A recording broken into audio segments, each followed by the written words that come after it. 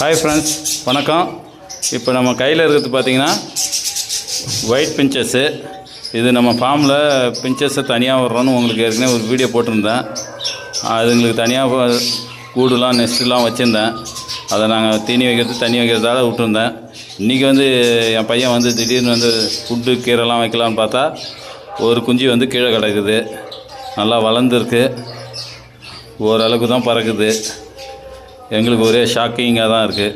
நாங்கள் இது வரைக்கும் அதை டிஸ்டர்ப் பண்ணவே இல்லை. சரி, முட்டைலாம் வைக்கட்டும், குஞ்சு பொரிச்சா போகிற அப்புறம் பார்ப்போன்னு பார்த்தேன். இன்றைக்கி திடீர்னு பார்த்தா கீழே இருக்காங்க. இவர் மீதி ஏதாவது வேறு பானையில் இருக்குதான்னு இனிமேல் தான் பார்க்கணும். எவ்வளோ க்யூட்டாக இருக்காங்க பாருங்கள். அந்த அளவுக்கு பறக்கூட மாட்டேன்றாரு. இன்னும் ஃபெதரே இன்னும் வரலை, இப்போ தான் வந்துக்கின்னு இருக்குது. இவர் எந்த பானைன்னு பார்த்து இனிமேல் தான் விட்டுணும். இவரை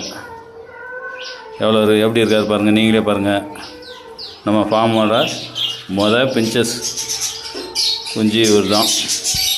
எந்த பிஞ்சஸ் போட்டது பேர் போட்டதுன்னு இனிமேல் தான் பார்க்கணும். ஜாவா பார்த்திங்கன்னா ஒரு 5 முட்டை வச்சுருக்கு. அதை நெக்ஸ்ட் வீடியோவில் உங்களுக்கு காமிக்கிறேன். எவ்வளோ க்யூட்டாக இருக்கார் பாருங்கள். இன்னும் நோஸில் கலர் கூட மாறல, ஃபெதர் ஓரளவுக்கு வளர்ந்துருக்கு. ஓகே, இப்போ இதை அவங்க கூண்டுலேயே விட்டுடலாம். கமலேஷ், கதை திறப்பா. இது அவங்க ஒரு பேரண்ட் ஃபுட்டு ஓட்டுறட்டும். இப்போ நம்ம அந்த அவங்களோட கேஜிலே விட்டுடலாம். பாருங்க எவ்வளோ அழகாக க்யூட்டாக. இன்னும் அது படத்தை கூட தெரியல, ஓட தான் தெரியுது. அவருக்கு ஓரளவுக்கு பறக்கிறாரு.